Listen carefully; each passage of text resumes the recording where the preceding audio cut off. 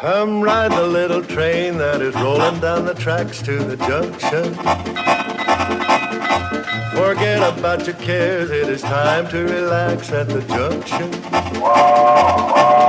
Lots of curves, you bet, and even more when you get to the junction.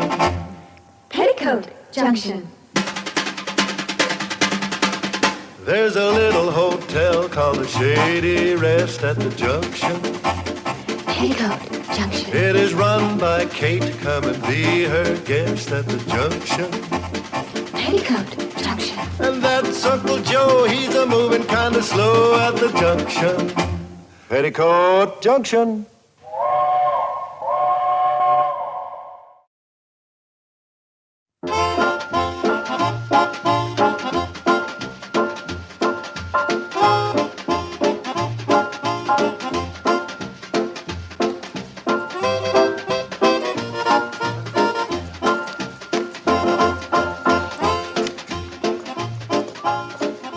Shady Rest Hotel? Is that the place your mother runs? My goodness, are we here already? Yeah, we're here already, and we've only been walking for 4 hours. I've enjoyed listening to you so much I haven't even been conscious of walking. Yeah, well, I have. Well, come on up and take a hot bath and get some food. You'll feel lots better. No. I'm just gonna rest here for a while, and then I'm gonna move on. But, Alan, I wanted you to meet my mom and my sisters and my Uncle Joe. No, not that family bit. I mean, that warm, friendly small talk just turns me right off. You mean... I mean it's so insincere. People ask you how you are, but they don't listen to what you say. Why? Because they don't care. My family would care. Oh, you think so, huh? You get home from school, they probably say, how was school, right? Something like that. Well, I'll bet you that if you say lousy, they'll say, oh, that's fine, let's eat. Oh, baby, don't you see how confused you are? Yes, Alan, I am confused, but I want to find the truth as you have found it. Please stay and help me. Oh, no, baby, you're too soft. You're too tender to face truth. You're a dove. I'm an eagle. I'm screaming at life. I'm longing just to tear it wide open. Oh, please, Alan, please stay, at least for a while. Wow, you're such a nice kid. You're bright, too. I just want to rest here for a while, and then I'm going to be moving on. Well, my mom's a wonderful cook, Alan, and I know you must be hungry. And I promise you, you won't have to make any small talk with the family. You can just eat, and everyone will be quiet. Will it make you happy, kid? Oh, yes, Alan. Listen, you wait here, and I'll run up and warn everybody. I mean that you don't want to be bored and all. Okay. Listen, you fly on, Dove. Maybe the eagle will be here when you get back, and maybe not. Oh, please be here, Alan. Please. You say he's from New York? New York City. He's a writer and a poet. And you say he's good looking, huh? Oh, he's handsome and so intellectual. And you left him sitting down at the track? Oh, he's resting. We walked all the way from Hooterville. You walked all the way from Hooterville? Not really, Mom. I floated, I flew, I danced. Oh, Mom, he's so brilliant. Where are you going, Billy Joe? Well, I just thought I'd freshen up a little bit. We want to make a good impression, don't we? We sure do, Billy. Oh, Mom, Alan's the first boy I've ever met that I can really communicate with. Well, he knows everything, he's read everything. He's so deep and so alive, so sensitive and so profound. And you met him in Hooterville? Uh-huh. At the library on my way to school this morning. Bobbie Joe, come over here and sit down and tell me everything right from the beginning. Okay. Hi, Bobbie. How are things at school today? Oh, just lousy. That's fine. Let's eat, Kate. You see, we just don't listen to each other. We're just not alive. Well, I'm alive and I'm hungry. We're all hungry, Uncle Joe. We're hungry to know who we are, where we are, and why we're here. Well, speaking for myself, I'm Joe Carson. I'm in the kitchen. I'm in here to eat. Oh, no wonder Alan's so bitter.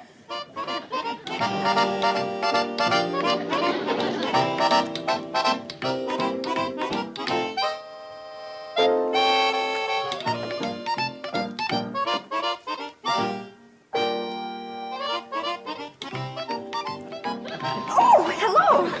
I didn't know you were here. Yes, you did. That's why you came down here. Well, come to think of it, my sister did mention something. Are you the boy from New York City? Greenwich Village. Bobbie Jo said New York. You know, she never gets anything right. If you were to move your feet, I could sit down. I know. I guess you are tired. Yeah, I'm tired. Of painted up, empty-headed chicks like you. What? You're all alike. And what do you have to keep proving to yourself that you're a woman, don't you know? I know that you're the rudest man that I've ever met. Bugs you, doesn't it? Hi, Billy. Did you meet Alan? Yes. Bobbie, you take my advice and don't fall for him because he's already in love. He is? Yes, with himself. What have you got against the boy? You haven't even met him. Well, A, I don't trust big city fellows, especially from New York.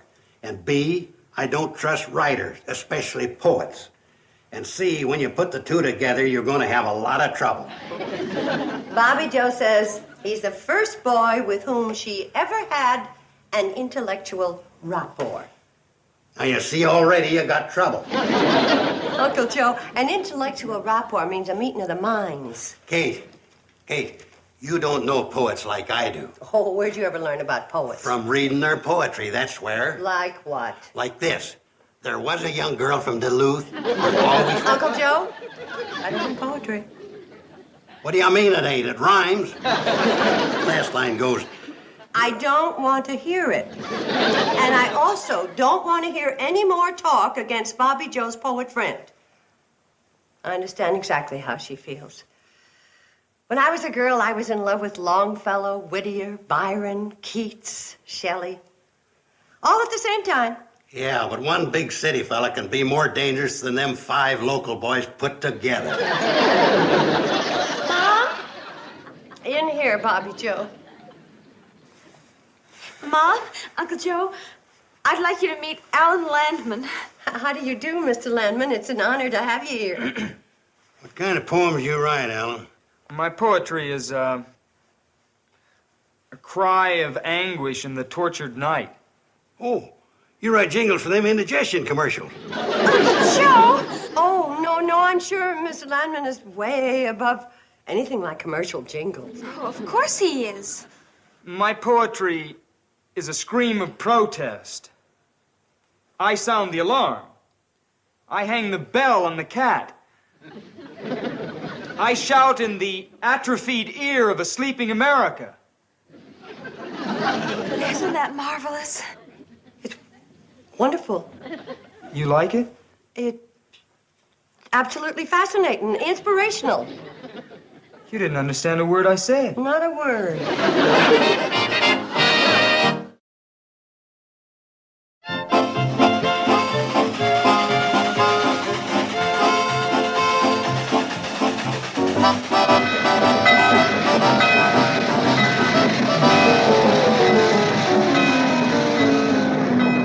What a meal. That Dutch apple pie was laughing good. Kate really outdone herself tonight.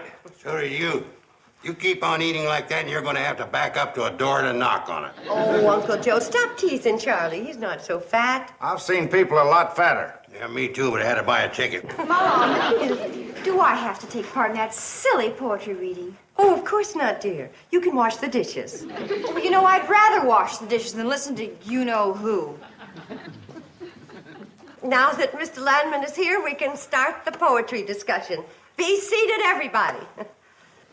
Now, I thought it'd be kind of nice if each of us recited a couple of lines from our favorite poem, and then I'm sure that Mr. Landman will favor us with one of his original compositions.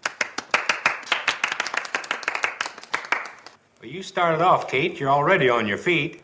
Take Charlie an hour to get to his. This is from the Rubaiyat of Omar Khayyam. Here, with a loaf of bread beneath a bough, a flask of wine, a book of verse, and thou beside me singing in the wilderness. And wilderness is paradise enow. Ain't that kind of risque for mixed company? I don't think so. They was just singing and drinking a little wine. But they're out in the wilderness. True. They could be married, it don't say. Man don't go out in the woods with his wife. Yeah, but he was drinking wine, don't forget. That's enough discussion. Who else has some poetry? You, Bobbie Jo? Oh, I'd rather just sit and listen, Mom. How about you fellas? Don't you have some poetry you like? Hey, here's a little poem I kind of like. I never seen a purple cow. I never hoped to see one. But I can tell you anyhow, I'd rather see than be one. Don't you get it? Feller says he'd rather see a purple cow than be a purple cow.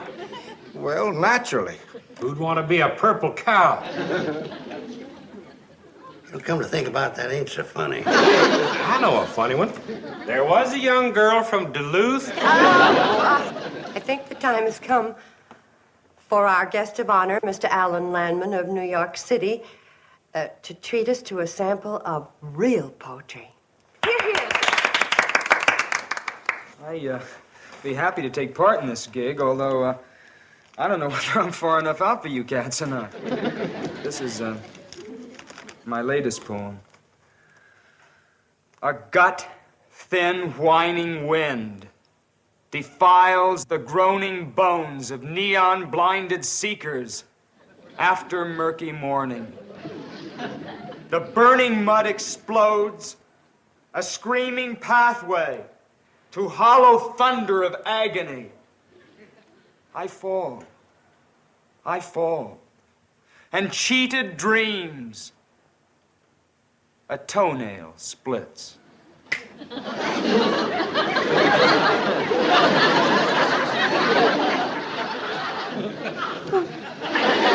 Who would like to start the discussion? I think that was one of the most exciting poems I've ever heard. Anybody else? Floyd? Did you have an emotional reaction from Mr. Landman's poem? Yeah, but I think it is Dutch apple pie. I'd like to know what it means, if anything. So would I. It means that this is a cemetery, and you're all corpses. Good night. Oh, Alan, wait for me! No cigarette? Sure.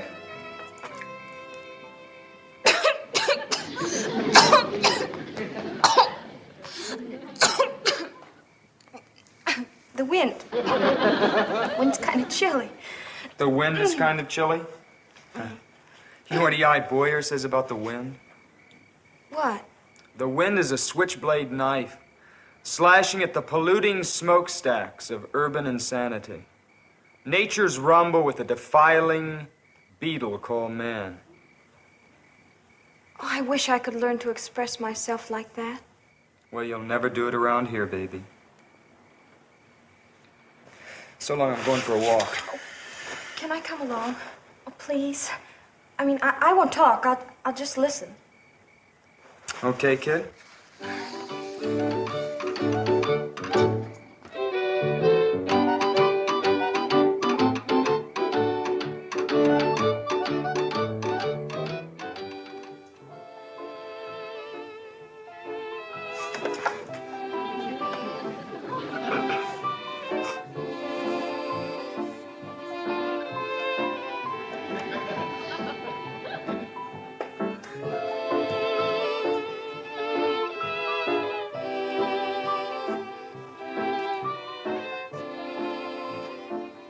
Hey, What? Who's sleeping? it's 1 o'clock. Why don't you go on up to bed?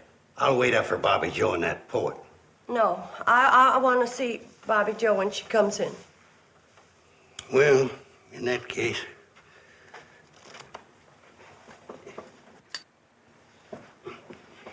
I don't think Bobbie Jo's really serious about that boy. When I was her age, I nearly ran away with a boy just like him. That's what worries me. Yeah, but Bobbie Jo... Here they come.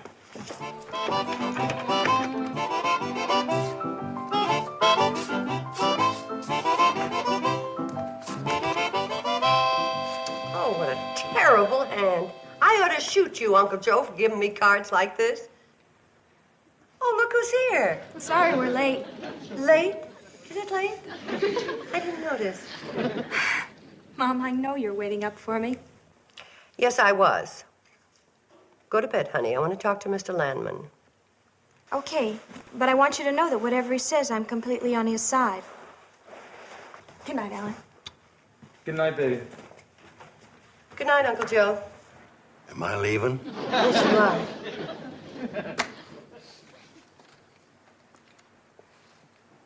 Good night, Pops. Uncle Joe, Mr. Landman said good night to you.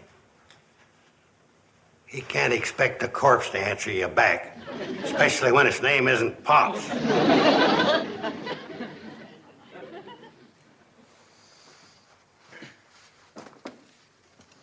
Okay, I'm gonna save you a lot of time. I'm crazy about Bobbie. We've been talking about me sending for her when I get to New Orleans. Uh-huh. Was that all you're gonna do? Just sit there and smile? Smiling on the outside, screaming on the inside. Tell me something, Mr. Landman. In view of the circumstances, don't you think you should call me Alan? In view of the circumstances, what I should call you, but I'll settle for Mr. Landman.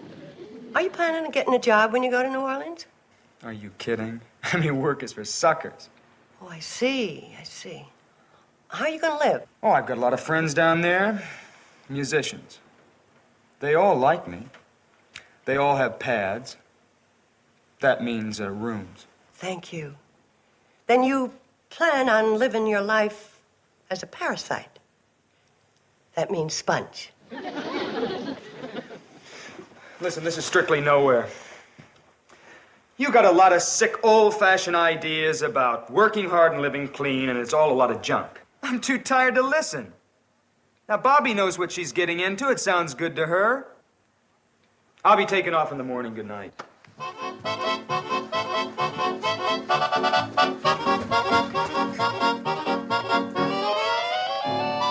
heard that? Yeah, it's bad. What are you going to do? I don't know. Of course, you realize he'll be gone tomorrow. He'll never send for her. You know that. I know that. And she'll always remember him as a romantic young rebel, full of courage and exciting ideas. Yeah, I guess you're right. Why don't you have a good talk with her? That's the worst thing I could do. We'd only wind up yelling at each other, and he'd be a bigger hero than ever to her. No, talking to her about it'd be a big mistake. Big mistake. All those ideas of his are just a cover-up and an excuse for being a failure, for not having a job, for just being a bum, wandering around and living off other people. And you have been taken in by all that phony talk, and I am making a big mistake. Oh, Mom, you just don't understand, Alan. He has ideals. He thinks the world is full of hypocrisy, and he's attacking it. That's a lot of hogwash.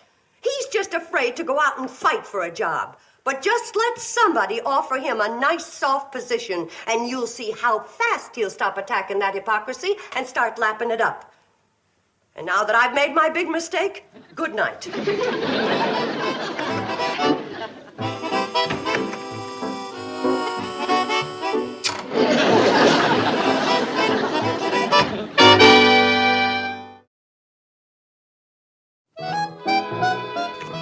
Your mother's just looking out for your welfare, Bobbie Joe. I suppose you don't like Alan either. No, but it's nothing personal. He's been nice to me. In fact, he told me I was the biggest square shooter he'd ever met. Of course, he took a poetic license and left out shooter. Thank you, Mrs. Bradley. Oh, Uncle Joe, I'd like you to meet Mr. Stanley. He's going to spend a couple of days with us, get away from the high pressure of big business. All right. This is my daughter, Bobbie Joe. Hello, Bobbie Mr. Joe. Stanley. You're leaving, Alan? Yeah, kid, but you'll be hearing from me. Oh, Mr. Landman, you should meet Mr. Stanley. He's from New York, too. Mr. Stanley, Mr. Landman. How are you, young man? You really want to know? Mr. Stanley is the president of the Rollo Dog Food Company. He was telling me all about his advertising problems. It's driving me out of my mind. I've offered a $2,000 bonus for a jingle I can use on radio and television, and no one in my agency can come up with one. $2,000 just for a jingle? Just a 4-line jingle. Mr. Landman is a poet. Oh, of course, he only writes high-class stuff. Is that so? $2,000. I know what's going on in your mind. You do? You think Alan's going to be tempted by that $2,000 and try to sell Mr. Stanley a dog food jingle. I don't think a superior artist full of ideals would do that. No, never. By the way, I thought your poet friend was leaving this morning. Well, he was, but he had to... Listen to this one, Mr. Stanley. Rollo dog food is never gummy. Can't form a ball in your puppy's tummy. Rollo dog food is doggone yummy. Oh, it has human appeal, but speaking from the dog's viewpoint, it doesn't make my tail wag. Then how about this one? When your poodle's feeling hollow, fill him up with a can of Rollo.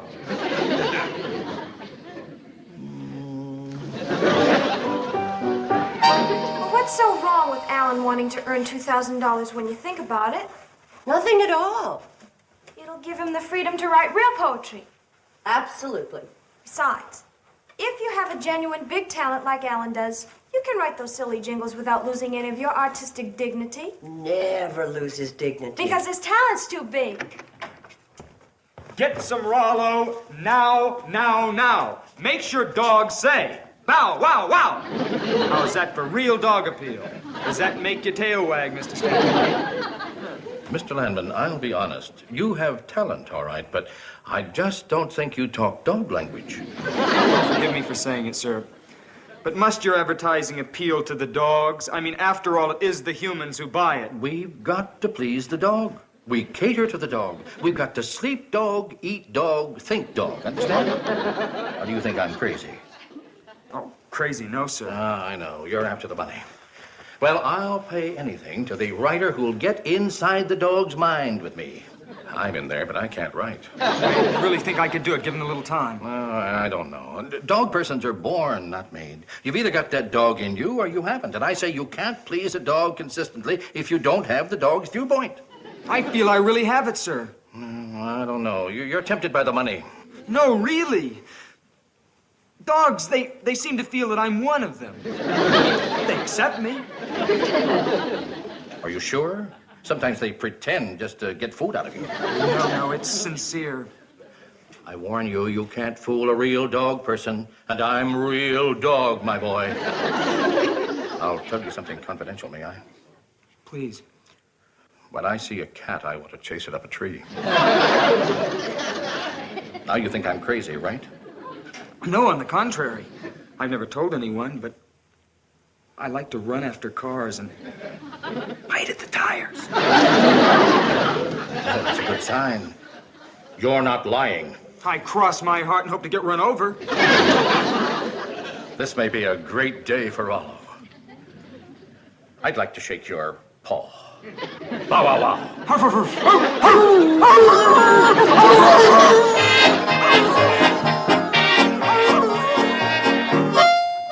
Poor Bobbie Joe, she sure is busted up. I wish somebody'd invent a way to take the pain out of growing up. Boy, I can't get over how lucky it was, that crazy dog food man showing up here just in time to show up that Mr. Landman. Wasn't that lucky, though? It was amazing. You might call it fate. You might. That's fate spelled K-A-T-E. What's going on here? Uncle Joe meet Roger Stanley, the best restaurant supply salesman in the country. Restaurant supply? He's new in this territory. First time he was here, you were in Pixley with the girls. Glad I could help you out, Kate. Oh, you put him up to the whole thing. You did a wonderful job, Roger. And any time you are my guest here for free. Oh, forget it. I had a lot of fun. Kind of a dirty trick on that kid, though. Oh, it'll do him more good than harm. Well, so long. I'll see you the next time through. Bye, Roger. Thanks again. And don't chase any cats. So. You know, Kate, I never realized it, but you're a gall-dag genius. Oh, no, Uncle Joe. I'm just a gall-dang mother.